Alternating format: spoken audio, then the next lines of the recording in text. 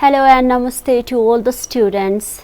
Once again, I am back with grade 6 students taking the initiation of social studies for today's session. I would like to welcome to all the students, especially focusing to the grade 6 students. I am here with one new topic today. And today basically focusing to the one of the unit, that is unit 2. We are going to deal with one of the topic from the same unit, that is an infrastructure of development, that is education, or simply the topic goes with education and infrastructure of development. And in today's session we will be going for what is education, what are the different importances of education, and how was the educational system in the history or historical periods of Nepal, and even we will be trying to explore two different types of educational system occupied or prevailed in our country. Beside that, if the time limit will not be crossed or if the time remains, we will also go for some of the assignments too. Now, without any delay, I would like to request all the students to be ready with their notebooks, books, pencil, pen, whatever you use, because in the midst of the classes or in the midst of the session, you may have to write something important. So now, focusing towards the lesson, firstly, I would like to drag your attention towards the keywords, the new words which will be most probably used in the today's discussion. So now let me go for this key terms of today's lesson. Here we have the first word. It's initiated. Initiated generally gives the meaning of started something, something that is began, or something that is started, what we can call initiated. Or the next one is to start something new also will be initiated, or to lead something to be done, that is also initiated, or to march a step ahead, that is also initiated, to grasp something. The next one I have got here the word, it's literacy. Literacy generally gives the meaning of ability to read and write. The meaning of literacy is ability to read and write. If you are able to read the social studies book of grade 6, and if you are able to write the answers of the different exercises in social studies book, then you are literate. You are literate. You are a person, so you are literate. And literacy denotes to your ability, that you are able, that you can do reading and writing. That's called literacy. The next one I have mentioned here, it's motivate. The next word is motivate. You don't have any difficulties to read the spelling, so I am not going through the spelling of each words. Just I will define the words only in a simple sense so that it will be easier for you to understand. So here motivate means to encourage somebody to do something. If I say you, wow, you are very good, you can do a lot, please make a note of today's class, okay? Because that will be helpful for you in the upcoming days to revise. So that is what I am encouraging you. That's called motivation. That's what I am motivating you. That's what you are motivated. That is called encouraged. Or in another sense, you can also say that it's also called inspire. The next word I have written here, this is transform. Transform simply gives the meaning of change. changing from one to another. The word transform is not new for any of the students. Here you can check to change the nature, function and condition. If you have started writing cursive handwriting instead of printed font, then that is called your transformation in handwriting. If you have started smiling, looking at the people, it's not as the part of teasing, but you are smiling in terms of respect. But before, you used to get angry when you meet the people. You used to hide your face when you see the non-people. But now you have started smiling. That's the transformation. Previously, you used to have the habit of not reading and writing, just completing your homeworks only. You used to say that my homework is completed, now I don't have to study. But now what you are telling, I have to study well. Beside completing my assignments, beside completing my homeworks, I also have to go once through my books so as to enhance my knowledge. That's called transformation. So here you have got the meaning of transformation, to change the nature, function and condition. That's called transform. Now the next word, it's at last here but not the least one, tremendous. This also might be heard by most of the people or most of the students regarding the word tremendous. Tremendous means very great in amount, scale or intensity. If I have got A+ in my examination, it's also you as well. If you have got A+ in your examination, then what could I say there? You have got or you have achieved tremendous success. Tremendous, a very great success. It's called intensity. So that is what we can call tremendous. So these are the key terms that we are going to use in today's discussion as well. So we got the meaning also, so that it will be easier for every student to understand the lessons well. Now moving towards the topic for today. Education simply gives the sense of knowledge. It's connected with our knowledge. Like, if all the students are able to study their book, either their textbook or other different references books, that's their education. If they are able to cook food, in a sense of your practical work, you are educated. If the students, they are able to respect their parents or their elders, and if they dare to love all the juniors, then that's their education.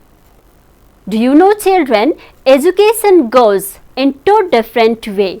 The first one is theoretical knowledge, that is based on education, and the next one is practical knowledge. Theoretical knowledge refers to your book's knowledge, the knowledge you have acquired from the different subjects.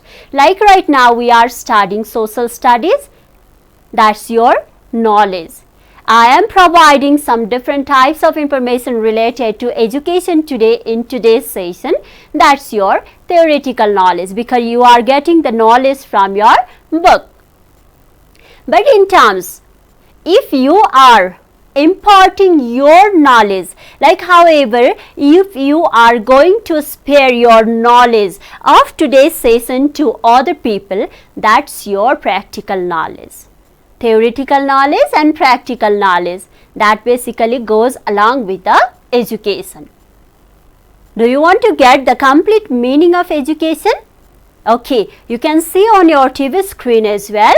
Education is the process of imparting and acquiring knowledge or ability. Education is the process of imparting and acquiring knowledge or ability. It's the most important or most essential infrastructures of development. Education simply gives the meaning of knowledge, but rather than that, if we get the knowledge from somebody and if we give the knowledge to somebody, that's what we call education. Education is one of the backbone of each nation. If the people in the nations are educated, then there won't be any difficulties in developing the country or developing the nation, because education creates and educated people creates lots of ideas. They generate the easier and faster ways to how to develop the country. Like you have seen, a doctor treats the sick people. If the doctor was not educated with their doctorate, or if they were not educated with that medical faculties, then do we get the facilities of treating the sick people? Obviously not. But if we get the people treated earlier or easier and faster, then what would happen? Then the people would be healthy, and healthier people would be helping in the development of the different sectors. If you can take the example of an engineer. Engineer is one of the profession. Engineering is one of the profession. If there were no engineer, if the people were not educated in the field of engineering, then how would it be possible for a country to find out the modern bridges? Roads would not be constructed, and the different buildings were also not being constructed easily. So that is what we can call the education is one of the backbone of nation. Education, educated people. So engineer, doctor, they have got the education related to their field. Acquiring knowledge, they acquired the knowledge, and when they contributed to the development of the country, when an engineer constructed the big buildings in a nation, when the doctor treats the sick people, then that is what we can call the backbone. That is called a part of development. That is what we can call imparting the education to other. They have applied their knowledge towards other, either to fulfill it or to make others educated or skilled. So that we can say education is the process of imparting and acquiring knowledge and even ability. In the beginning, we were talking about theoretical knowledge and practical knowledge. Ability denotes to practical knowledge. Imparting denotes to practicality. And acquiring knowledge, that's theoretical. So now, let us go to the importance. Why education is important? We simply knew what is education, but now, how is it and why is it important? Let us try to find out through the slide. The first one, importance of education, is written there or given there to all the students, that is development of an individual, society and nation. The most important part for education or of education, that is education helps in the development. Earlier I have given you the example of a doctor and an engineer. In the same way, other different faculties are there, other different professionals are there, those who were educated with some expertise and with some special sectors. They are helping in a different ways so that they are developing themselves. They have become professional. So, professionalism is developed there, and beside that they are helping the nation in a direct and in an indirect way. So that we can say education is helpful, is important for the development of a person, himself or herself, and even the society, and after that nation.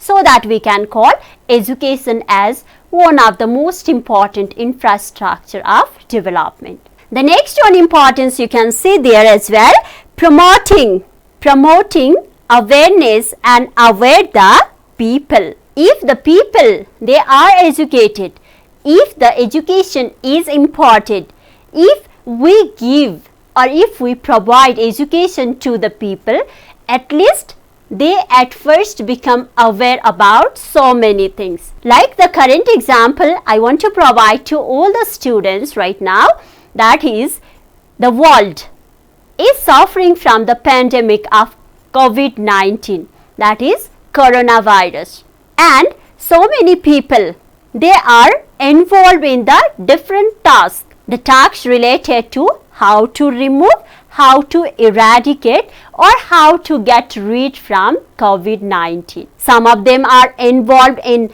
awakening the people related to the different symptoms of COVID-19 or coronavirus. Some of them are imparting their knowledge to wash the hands to the people and even to close their mouth at the time of sneezing and coughing.